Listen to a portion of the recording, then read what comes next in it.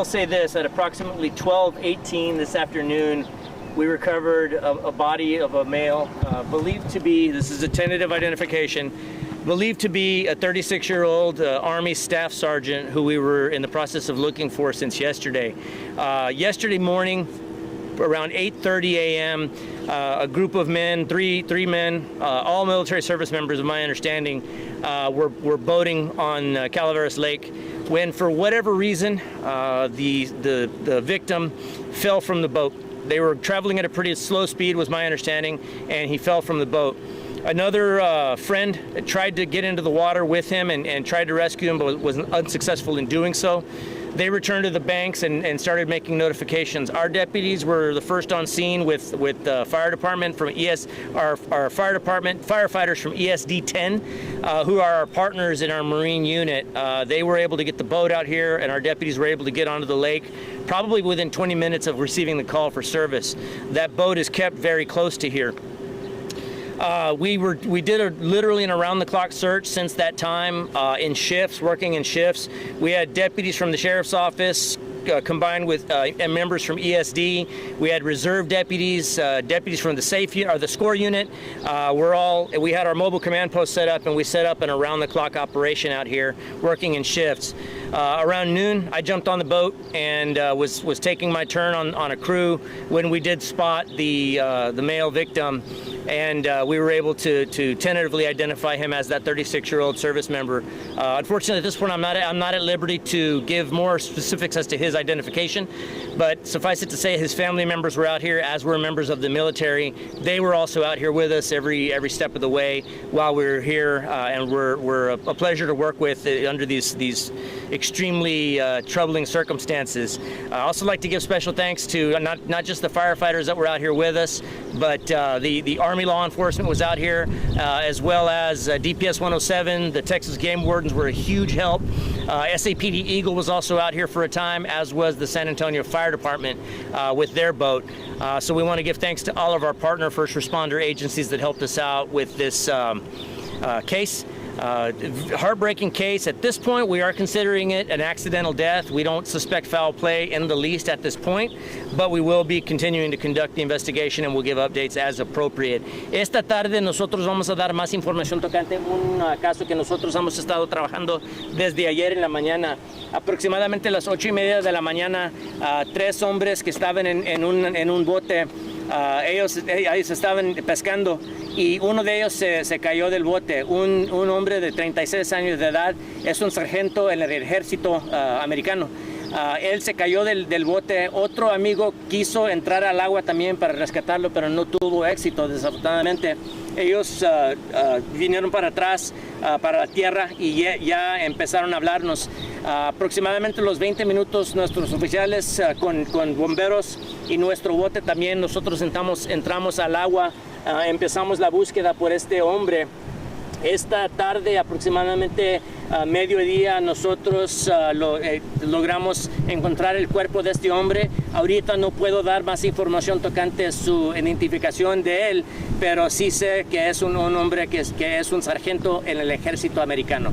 Any questions? ¿Algo así? ¿Usaba chaleco salvavidas? Él en ese tiempo no tenía puesto el chaleco de salvavidas, pero sí se lo aventaron, pero no tuvieron éxito en alcanzarlo. What I can tell you is how we were able to determine the area. So it's actually a pretty fascinating part of the case. Shortly before this man went overboard, they took a picture of him on a cell phone. One of his friends took a picture of him, just a candid shot of him fishing. We were able to, in the aftermath of it, we were able to get into that phone and determine geographically where that phone was located by GPS.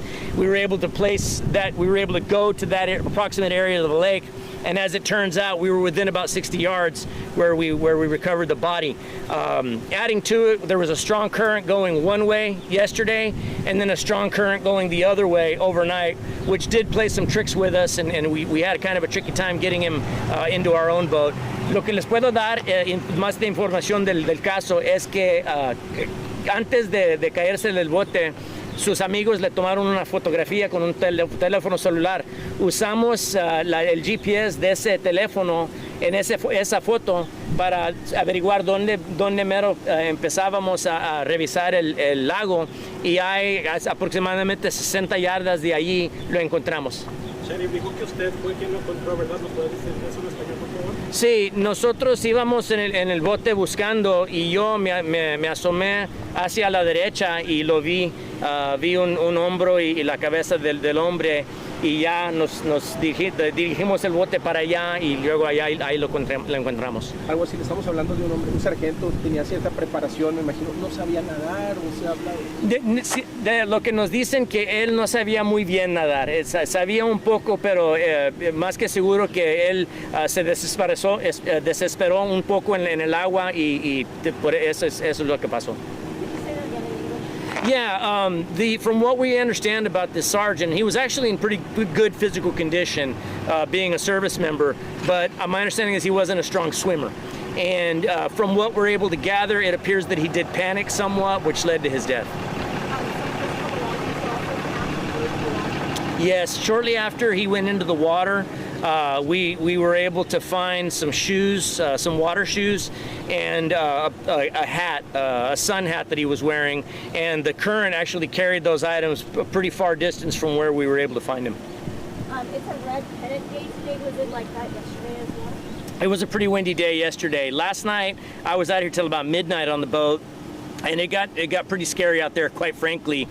We started, our sonar went dead, and so we came back to the bank around midnight. I jumped off at that point and was relieved by somebody else once we got our sonar back to working. But it's certainly scary enough out there when it's dark and windy, but so even more so when you're without instruments. And so we made the decision to take our time, recharge our equipment before getting back out there. You don't want to be boating blind out there in the dark. The wind contributed to him falling out of the boat? I don't know that it did. I think it was just for whatever reason. I don't know that it was that windy, but certainly whatever it was caused him to lose his footing. I know he's probably not an experienced boater. The boat, I believe, was rented, so I don't think any of them were particularly experienced boaters.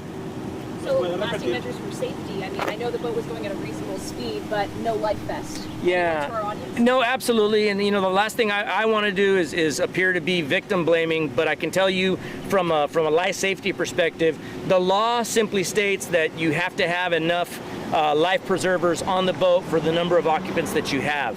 I would say, though, in an abundance of caution, have those things on. They're there for a reason. Put them on. It's not like they're all that uncomfortable. The ones that we wear when we're out there are very small, very unobtrusive. I would suggest that you wear it, because once somebody's in the water, you're throwing it to them, but they're not in their right state of mind. They're thrashing about, and it's just the fact is they're not going to have the presence of mind or the ability to put it on when they're in a panicked state. So the best thing is put it on, leave it on, and then just go about your business at that point. Tell us about his family. Did he have a wife, child? I believe he does have a wife and children. I did have the opportunity to meet his wife here, very nice young lady.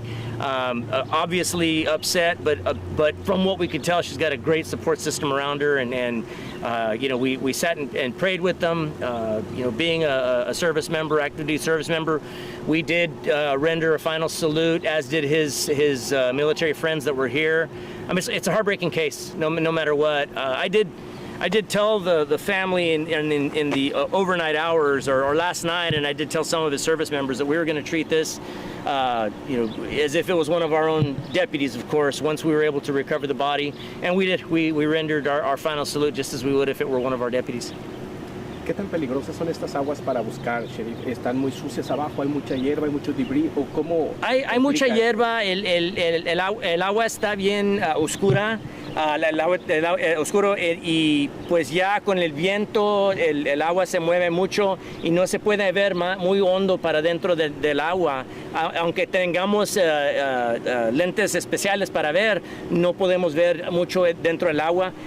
Por eso nosotros nos tomamos todo el cuidado que podemos, y pues obviamente para nosotros esto no es lo que queríamos nosotros, pero nos da mucho gusto, mucho orgullo poder darle a la familia ya para que se concentren en lo que va a pasar después. ¿Me repite lo del chaleco en español, por favor? ¿Tenía chaleco la víctima? Sí, la ley dice solamente que tienen que tener chalecos de salvavidas tantos como pasajeros que tengan, tienen que tener chaleco para cada persona. Pero la ley, por lo que yo he visto, no dice que tienen que tenerlo puesto. Pero nosotros les urgimos al público que si tienen esta herramienta en el bote, ya ponérsela y dejársela, porque ya cuando alguien cae al agua, ya no va a poder reaccionar como nosotros, ya cuando se desesperan. Es mejor si se ponen ese chaleco y se lo dejan puesto, ya para prepararse si llegan a caerse. ¿No tenía chaleco? No lo tenía puesto, se lo aventaron, pero no tuvo éxito en juntarse con el chaleco al tiempo. I don't, sir. I use here locally, but I don't know beyond that. Okay, thank y'all so much.